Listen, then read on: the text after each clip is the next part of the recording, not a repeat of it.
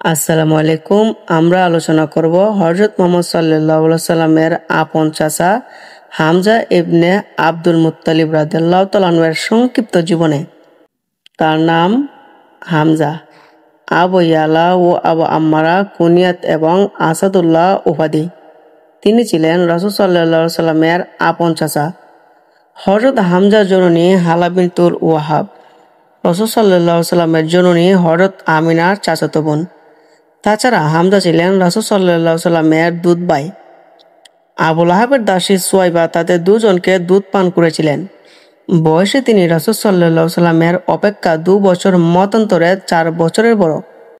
ছোটবেলা থেকেই তরবারি চালনা, তীরন্দাজি ও কুস্তিগিরির প্রতি ছিল তার প্রবল আগ্রহ। ভ্রমণ ও শিকারে ছিল তার সীমাহীন আকর্ষণ।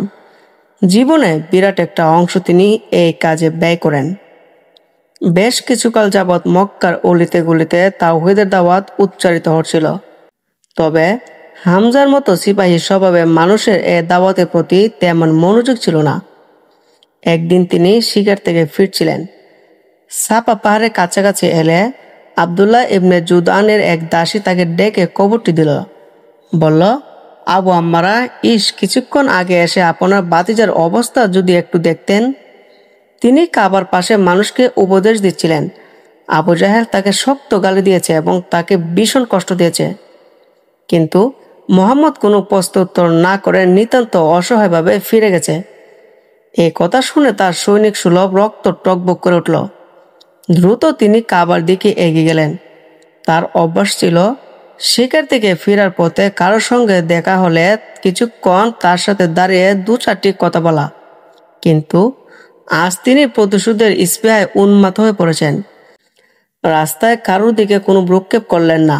সোজা কাবার কাছে পৌঁছে গিয়ে আবু জাহেলের মাথায় ধনুক দিয়ে সজোরে এক আঘাত বসে দিলেন।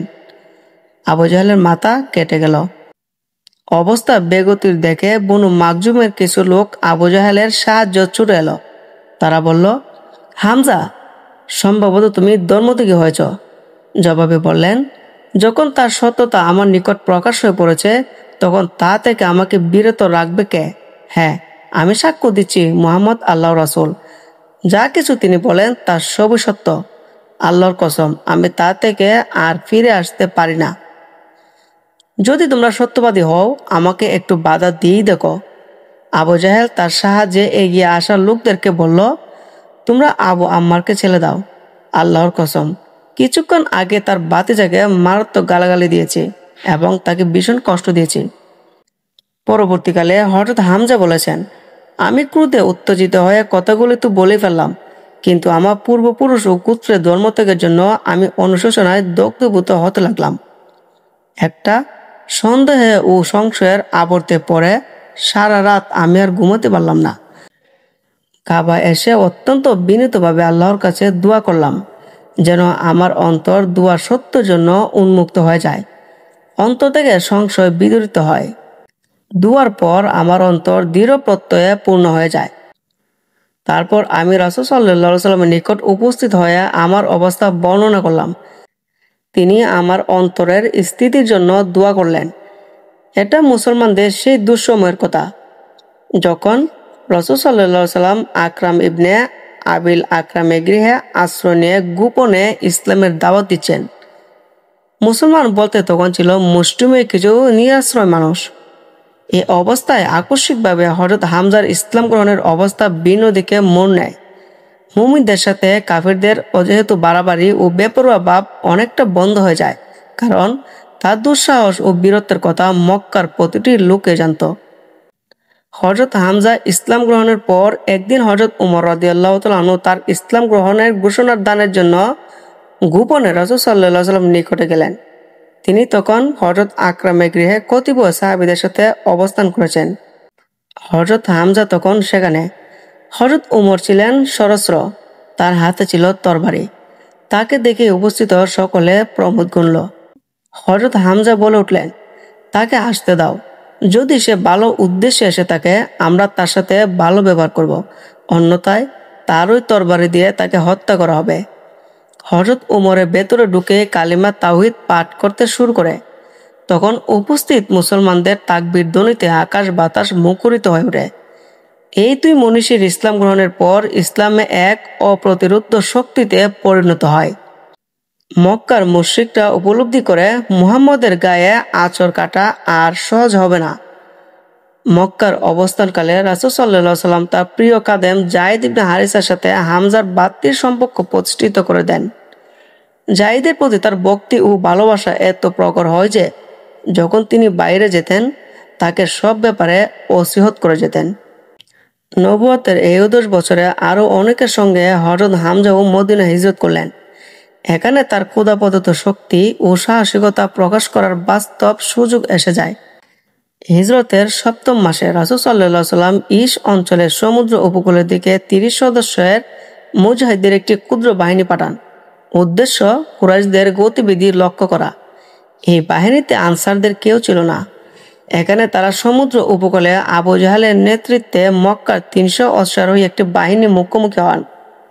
তারা সিরিয়া থেকে ফিরছিলেন, কিন্তু মাজদি ইবনে আমর জুহানির প্রচেষ্টায় এ যাত্রা সংঘর্ষ এড়ানো সম্ভব হয়। মাজদির সাথে দুপক্ষের সন্ধি চুক্তি ছিল। মদিনা থেকে যাত্রার পরকালে রাসূল সাল্লাল্লাহু আলাইহি ওয়াসাল্লাম হযরত হামজার হাতে ইসলামী ঝান্ডা তুলে দেন। ইবনে আবদিল বার সহ কোনো ঐতিহাসিক মনে করেন এটা ছিল রাসূল সাল্লাল্লাহু আলাইহি ওয়াসাল্লাম কর্তৃক কোনো মুসলমানদের হাতে তুলে দেওয়া প্রথম ঝান্ডা। দ্বিতীয় হিজরি সফর মাসে রাসূল সাল্লাল্লাহু আলাইহি ওয়াসাল্লাম নিজে 60 জন সশস্ত্র সাহাবীকে নিয়ে কুরাইশদের বাণিজ্য চলাচল আবাহ অভিযান পরিচালনা করেন। এই অভিযানে হযরত হামজা ছিলেন পতাকাবাহী এবং গোটা বাহিনীর কমান্ডারও ছিল তার হাতে।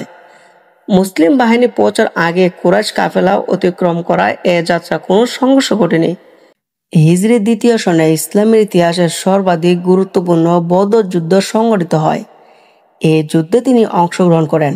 রণক্ষেত্রে উভয় পক্ষে কাতারবন্দী হওয়ার পর কুরাইশ পক্ষের উতবা, সাইবা ও ওয়ালিদ সারি থেকে বেরিয়ে এসে মুসলিম বাহিনীকে দ্বন্দ্বযুদ্ধে আহ্বান জানায়।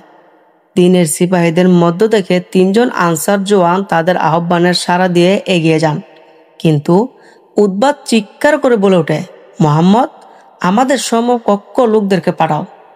এসব অনুপযুক্ত লোকদের সাথে আমরা লড়তে চাই না।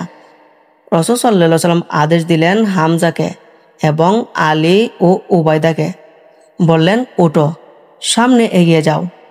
তারা শুধু আদেশের অপেক্ষায় ছিলেন। 3 বাহাদুর আপন আপন বর্শা নিয়ে তাদের প্রতিপক্ষের সামনে গিয়ে দাঁড়ালেন। প্রথম আক্রমণে হযরত হামজা জাহান্নামে পাঠিয়ে দিলেন উতবাকে। হযরত আলীও বিজয়ী হলেন তার প্রতিপক্ষের উপর, কিন্তু আবু উবাইদা ও ওয়ালিদের মধ্যে দীর্ঘক্ষণ দস্তাদস্তি চলতে লাগলো। অতঃপর আলীর সহযোগিতায় আবু উবাইদা তাকে দ্বিখণ্ডিত করে ফেলেন। শত্রুপক্ষের এই বেগতির অবস্থা দেখে তুয়াইমা ইবনে আদি তাদের সাহায্যে এগিয়ে আসে। হামজার সহযোগিতায় আলী রাদিয়াল্লাহু তাআলা আনহু তরবারির এক আঘাতে তাকে ধরাশায়ী করে ফেলেন। এরপর মুসলিম বাহিনীর সর্বাত্মক আক্রমণ চালায়। মুসলিম মুজাহিদরা ঝাঁপিয়ে পড়েন। তুমুল লড়াই শুরু হয়ে যায়। এই যুদ্ধে হযরত হামজার পাগড়ির উপর উট পাখির পালক গুজে রেখেছিলেন।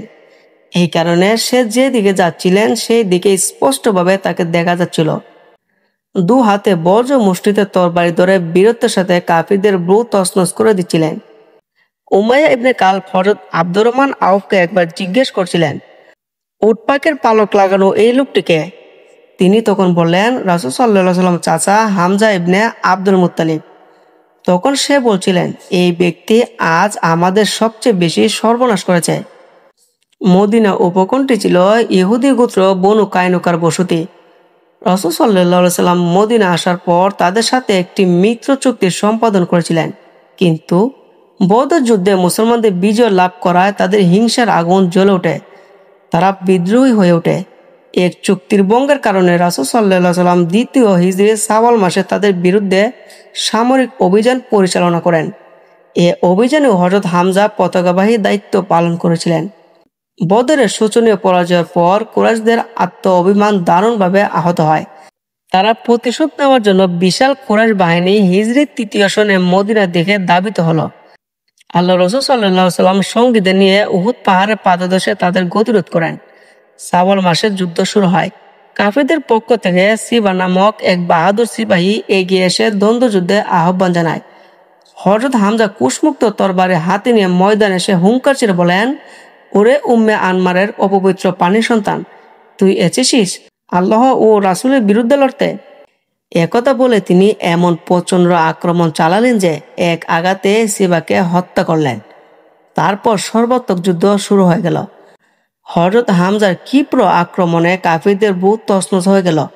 এই যুদ্ধে তিনি একাই ৩০ জন কাফির সৈনিককে হত্যা করেন। যেহেতু হযরত হামজা বদর যুদ্ধে কুরাইশদের বাসা বাসা নেতৃবৃন্দকে হত্যা করেছিলেন, এ কারণে কুরাইশদের সকলেই তার খুনের পিয়াসে ছিল সবচেয়ে বেশি। হযরত হামজার হত্যাকারী ওয়াসি উহুদ ময়দানে হামজার হত্যা ঘটনাটি পরবর্তীকালে বর্ণনা করেছেন। ইবনে হিশাম তার সিরাত গ্রন্থে তা উল্লেখ করেছেন। ওয়াসি বলেন, আমি ছিলাম জুবাইর ইবনে মুতিমের এক হাবশী কৃতদাস। বদর যুদ্ধে জুবাইরের চাচা তুইম ইবনে আদি হামজার হাতে নিহত হয়। মক্কায় ফিরে জুবাইর আমাকে বলল, যদি তুমি মুহাম্মদের চাচা হামজাকে হত্যা করে আমার চাচার হত্যার বদলা নিতে পারো, আমি তোমাকে মুক্ত করে দিব। আমাকে সে বিশেষভাবে ট্রেনিং দিল। আমি শুধু হামজাকে হত্যার উদ্দেশ্যে উহুদের দিকে রওনা হলাম। যুদ্ধ শুরু হলো। একটা পাথরের আড়ালে লুকিয়ে হামজার প্রতীক্ষা করতে লাগলাম। এক পর্যায়ে আমার কাছাকাছি উপস্থিত হলে অতর্কিত আক্রমণে তাকে আমি হত্যা করলাম। তারপর আমার সপক্ষ সৈনিকদের নিকট ফিরে এসে নিষ্কর্মা হয়ে বসে থাকলাম। যুদ্ধে আর অংশগ্রহণ করলাম না, কারণ আমার উদ্দেশ্য পূর্ণ হয়ে গেছে। আমি মক্কায় ফিরে এলে আমাকে দাসত্ব থেকে মুক্তি দেওয়া হয়। এই মর্মান্তিক ঘটনা সংঘটিত হয় ৩য় হিজরির শাওয়াল মাসের মাঝামাঝি। হযরত হামজার বয়স তখন ৬০-এর কাছাকাছি। হযরত হামজা শাহাদাত লাভের পর কুরাইশ সমনীরা আনন্দের সঙ্গীত গিয়েছিল। আবু সুফিয়ানের স্ত্রী হিন্দা বিনতে উতবা হামজার নাক কান কেটে অলংকার বানিয়েছিল। বুক পেট চিরে কলিজা বের করে চিবিয়ে থুতু নিক্ষেপ করেছিলেন। একথা শুনে রাসূল সাল্লাল্লাহু আলাইহি ওয়াসাল্লাম জিজ্ঞেস করেছিলেন, সে কি তার কিছু অংশ খেয়েছে? লোকেরা বলল, না। তিনি বলেছিলেন, হামজার দেহের কোনো একটি অংশ আল্লাহ জাহান্নামে যেতে দেবেন না। আমরা এখানে শেষ করছি হযরত হামজা রাদিয়াল্লাহু তাআলা আনহু এর প্রথম পর্ব। বাকি আলোচনা করা হবে দ্বিতীয় পর্বে।